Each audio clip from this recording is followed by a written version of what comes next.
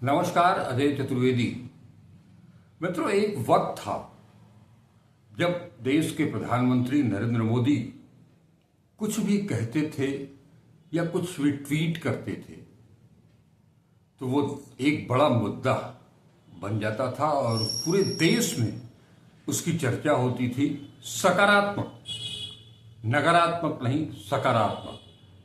प्रधानमंत्री नरेंद्र मोदी को लेकर के कोई नकारात्मक बात सुनने के लिए तैयार नहीं होता था। हर तरफ सिर्फ और सिर्फ नरेंद्र मोदी, उन्हीं की जय जयकार होती थी। और ऐसा करते करते 10 साल बीत गए, 2014 से लेकर के 2024। नरेंद्र मोदी ने जो कहा वो ब्रह्म वाक्य हो गया एक तरह से। वैसे भी वो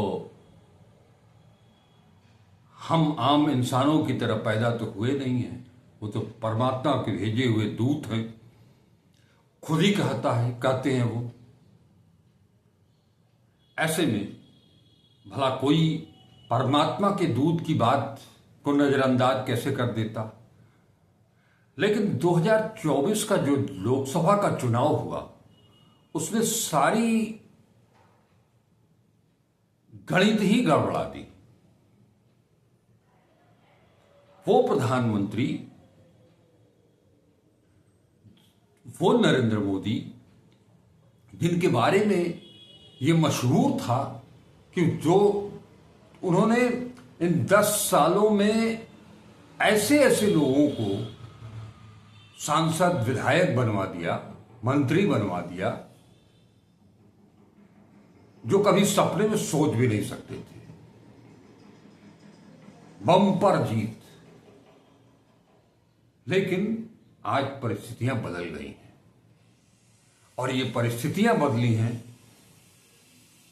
उसके लिए अगर कोई जिम्मेदार है तो वो एक मात्र शख्स है, राहुल गांधी।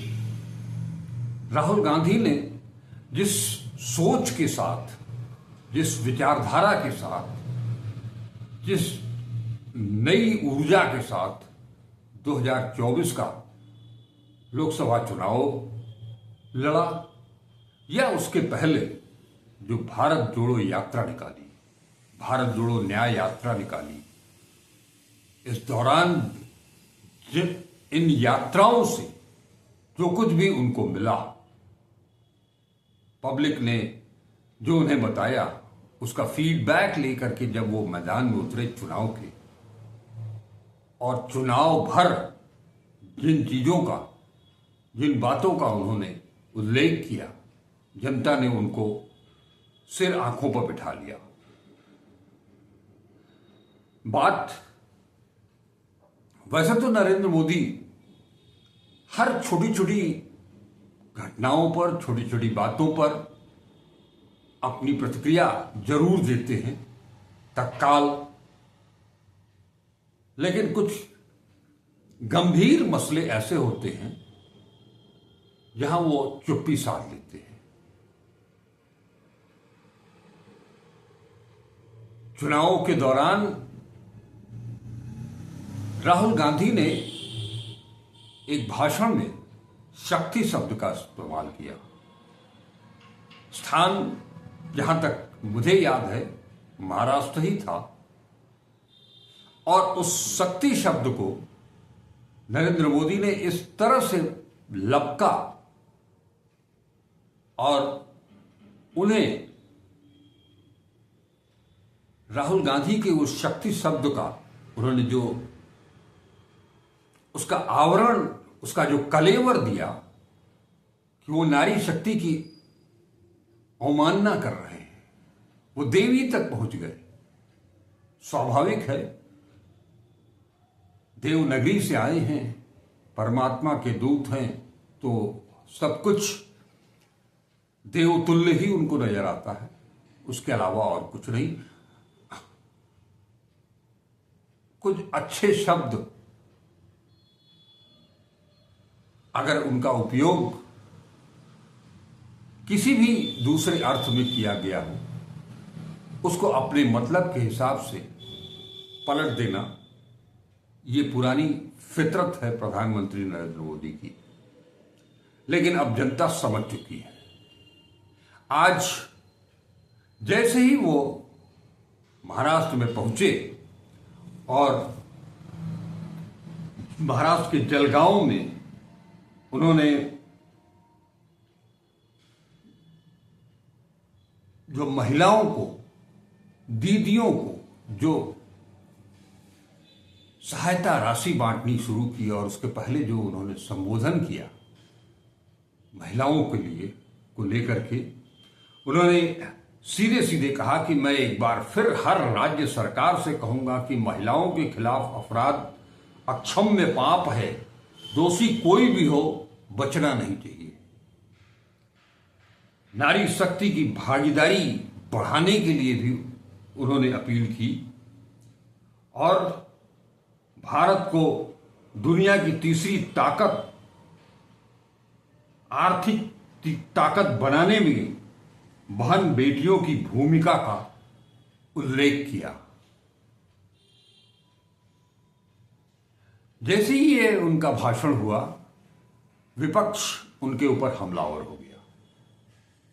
विपक्ष ही नहीं, सोशल मीडिया पूरा नरेंद्र मोदी के खिलाफ आवाज, जहर बुझी आवाज उगलने लगा। चर्चाएं शुरू हो गई कि बिल्किस बानो के मामले में आपने क्या किया, उस समय आप क्यों चुप रहे। उनके आरोपियों को जब जेल से आपकी सरकार ने छुड़वाया और वो जश्न मनाते रहे, आपकी पूरी पार्टी जश्न मनाती रही, तब भी आप चुप रहे। हिंदुस्तान की करोड़ों जनता जिसे अपने सिर माथे पर उठाती है, क्योंकि वो पालाएं, वो लड़कियां इस देश के लिए मेडल जीत करके ले आती हैं, चाहे ओलंपिक हो, एशियन गेम्स हो, वर्ल्ड चैंपियनशिप हो। उन महिला पहलवानों को किस तरह से आपने नकारा, वो उसकी बात होने लगी। लोकसभा चुनाव के दौरान जब आप प्रज्वल रवन्ना की जीत को अपनी जीत बता रहे थे, वो घटना भी सामने आई। मास रेपिस्ट, बनारस के आप सांसद हैं और पिछले साल नवंबर में जो बनारस में हुआ आईआईटी बीएचयू की छात्रा के साथ रात में जो आपके आईटी सेल के 3 लड़कों ने, 3 शोहदों ने, 3 अपराधियों ने एक बच्ची के साथ, एक छात्रा के साथ असलहे के दम पर उसे नंगा करके उसके साथ गैंग रेप किया, तब भी आप चुप रहे। वो कठुआ का प्रकरण हो, उस समय भी आप चुप रहे। अरे और कुछ नहीं, इक्का दुक्का क्या, मणिपुर में जब महिलाओं को नंगा करके घुमाया जा रहा था, तब भी आपकी आवाज नहीं निकली, होठ सिले हुए थे। शायद एक्स ने आपको परमिशन भी न दी हो, मस्क ने, कि आप कुछ उनके समर्थन में कुछ एक्स पर लिख सके, अपनी इच्छा जाहिर कर सके। पिछले 1.5 साल से वहां जो कुछ भी नग्न तांडव हो रहा है उसके बारे में तो आप कभी नहीं बोलते। हां, पश्चिम बंगाल में अगर कुछ हो जाए तो आप ही नहीं, आपकी पूरी पार्टी आग बबूला हो जाती है। ठीक है, और आप जब महिलाओं के सम्मान की बात करते हैं, राज्यों से दरख्वास्त करते हैं, आप लाल किले की प्राचीर से बात करते हैं, महिलाओं की सुरक्षा की बात करते हैं, ये आपके मुंह से अच्छा नहीं लगता है। पचता नहीं है, वो चाहे हाथरस की घटना हो। देश का ऐसा कोई राज्य नहीं है, ऐसा कोई जिला नहीं है, ऐसा कोई गांव नहीं है, ऐसा कोई मोहल्ला पुरवा नहीं है जहां महिलाओं के साथ अत्याचार, दुष्कर्म की घटनाएं बढ़ी न हो इन 10 सालों में। और विपक्ष इसलिए हमलावर है, खास तौर पर कांग्रेस की बात करें तो आप सबको याद होगा कि 2012 की वो घटना जिसमें कि निर्भया कांड, उस मासूम बच्ची के साथ जो कुछ भी हुआ, तत्काल यूपीए सरकार, कांग्रेस नीति, यूपीए सरकार हरकत में आई और आरोपियों को तत्काल गिरफ्तार किया गया। आपके साथी, आपके आईटी सेल के 3 पदाधिकारी बीएचयू, आईआईटी बीएचयू में की छात्रा के साथ रेप करके, गैंग रेप करके निकल जाते हैं। पुलिस को सब कुछ सूचना रहती है, बावजूद उसके उन तीनों को मध्य प्रदेश चुनाव प्रचार के दौरान उनकी ड्यूटी लगाई जाती है। वो चुनाव प्रचार में लगे रहते हैं और चुनाव प्रचार से चुनाव जब खत्म होता है तब लौट करके आते हैं। उसके बाद उनकी गिरफ्तारी होती है और उन्हें संरक्षण देने वाले आपके लोग, उन पर कोई बात ही नहीं होती है। और आप नारी वंदन करते हैं, उनकी सुरक्षा की बात करते हैं, उनके साथ अपराध करने वाले अपराधियों को कड़ी सजा दिलाने की बात करते हैं। अच्छा नहीं लगता? आपको अच्छा लगता होगा।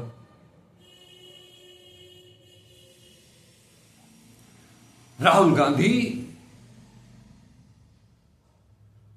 और विपक्ष के बहुत सारे संवेदनशील नेता इस तरह से हैं जिन्होंने इस तरह की घटनाओं की हमेशा निंदा की है। पीड़ित परिवार के घर पहुंच गए, उनसे मिले, उनका दुख दर्द जाना, उन्हें मदद करने की कोशिश की। आपने कभी ऐसा किया क्या? तो आपकी जो कथनी और करनी है, इसका जो अंतर है वो आम जनता की समझ में आ चुका है। और बात महाराष्ट्र की हो रही है। महाराष्ट्र का चुनाव इसी नवंबर में, उसका 26 नवंबर को कार्यकाल पूरा हो रहा है। लेकिन उस चुनाव वहां कराना चाहिए था तो डेट डिक्लेयर नहीं हुई क्योंकि आपकी गणित वहां बैठ नहीं रही। पहले इस गणित को सेट करने के चक्कर में आप वहां गए, महिलाओं के साथ संवाद स्थापित किया। लेकिन अब महिलाएं भी समझने लगी हैं, देश की जनता भी समझने लगी है कि आप कहते कुछ है, आपके अंदर चलता कुछ और है। तो ये 2 तरह की बातें नहीं चलेगी। देश का कोई भी राज्य हो, अब आपकी लोकप्रियता खत्म हो रही है सिर्फ इस नाते कि आपकी कथनी और करनी में बहुत बड़ा अंतर है। ये बात लोग समझने लगे। देश ही क्यों, अब तो विदेश के लोग भी, विदेश के जो अंतर्राष्ट्रीय ख्याति की बात की जा रही थी वो भी गड़बड़ाने लगी है। आप यूक्रेन जाते हैं, वहां के राष्ट्राध्यक्ष से मिलते हैं, गले लगाते हैं, उनके कंधे पर हाथ रखते हैं और वो राष्ट्राध्यक्ष आपके ऊपर आरोप लगा देता है कि भारत के चलते जो है रूस हम पर लगातार हमला करता जा रहा है। आप विदेशों में जाकर के अपनी विदेश नीति की आलोचना करते हैं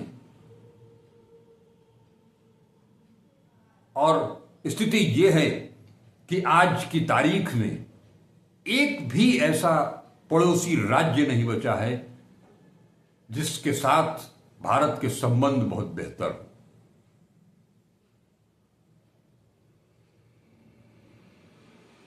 आप चाहे जो कोई भी कह लें, लेकिन इस देश के लोग और दुनिया के लोग आपको अच्छी तरह से समझ चुके हैं। अब उसमें कोई इब्बट नहीं रह गया है। अब आपके कहने पर अमेरिका में डोनाल्ड ट्रंप को कोई वोट नहीं देगा। हालांकि दिया तो उस समय भी नहीं था जब आप गए थे और वहां से लौट करके आए तो डोनाल्ड ट्रंप को अपने देश में बुला लिया, वो भी कोरोना के साथ। तो अब हालात बदल चुके हैं, काफी कुछ। गंगा का पानी गंगा सागर में बह गया, समुद्र में बह गया। अब कोई विश्वास नहीं करता है और विश्वास तो दूर, अब लोग मखौल उड़ाने लगे हैं, हंसने लगे। ऐसी परिस्थितियों में आप और आपकी पार्टी ये भी तय नहीं कर पा रही है कि विधानसभा चुनाव हो रहे हैं जम्मू और हरियाणा में, तो वहां आप चुनाव लड़ेंगे कि नहीं लड़ेंगे। खासतौर पर कश्मीर में एक बार पूरी रणनीति बना करके 40 लोगों की सूची आप जारी करते हैं, उसके बाद फिर उसको वापस ले लेते हैं, फिर दर्जन भर लोगों की लिस्ट निकाल देते हैं। हरियाणा में चुनाव का ऐलान तो हो गया, लेकिन अभी भी आप लोग चाहते हैं कि वहां चुनाव फिर से टल जाता, जैसे झारखंड और महाराष्ट्र को टाल दिया गया। कुछ भी अच्छा नहीं हो रहा है। एक मुद्दा लेकर के राहुल गांधी चले हैं, जाति जनगणना की। आप उस तरफ ध्यान देते नहीं हैं और आपकी पार्टी, आपके संगठन एनडीए से जुड़े हुए लोग उस मांग का समर्थन करने लगते हैं। चिराग पासवान की बात कर रहा हूं मैं। और अब तो राहुल गांधी ने भी खुल करके चैलेंज कर दिया है कि अगर आप जाति जनगणना नहीं कराना चाहते हैं तो कोई बात नहीं, आपके रहते हुए, आपके देखते हुए दूसरा प्रधानमंत्री आएगा और वो उसको लागू करेगा। वैसे भी राहुल गांधी बहुत दिनों से चुनाव के दौरान, लोकसभा चुनाव के दौरान से ही कहते आ रहे हैं कि अब आप प्रधानमंत्री नहीं बनने वाले हैं। जनता ने जो जनादेश दिया उसके विपरीत आप जोड़ तोड़ की राजनीति के साथ आप गद्दी पर जरूर बैठ गए हैं, लेकिन ये विपक्ष राहुल गांधी, अखिलेश यादव, मल्लिकार्जुन खड़गे, इन सबको साथ लेकर के अब आप बहुत जल्द विदा होने वाले हैं और विदा होने के बाद की कहानी फिर कभी। मित्रों, आज बस इतना। हम फिर मिलेंगे, मिलते रहेंगे नए नए समीकरणों के साथ, नई नई खबरों के साथ। आप बस वीडियो देखते रहें, लाइक करें, सब ज़्यादा से ज़्यादा शेयर करें, अपने बहुमूल्य विचारों से हमें अवगत कराएं। और अब तक अगर @अजय चतुर्वेदी 842 यूट्यूब चैनल को सब्सक्राइब नहीं किया है तो उसे सब्सक्राइब जरूर करें।